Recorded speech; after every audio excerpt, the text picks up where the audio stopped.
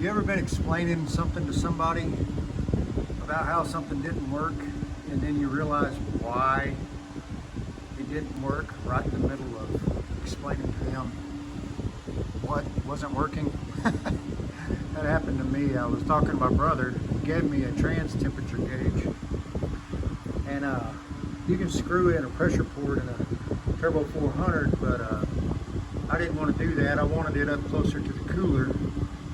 So anyway, long story short, I was telling him about how I'd put it in line up here with my trans cooler.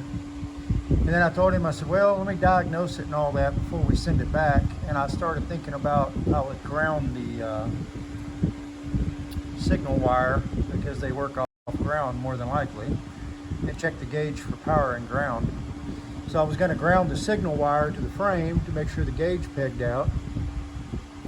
And that's when I realized I mounted this thing in a rubber hose. The sensor has no ground reference.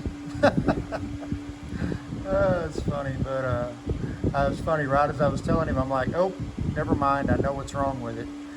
So now I have to ground this. I'm going to put just a clamp around it. I thought about drilling it and tapping it, but I think I'm just going to clamp a wire.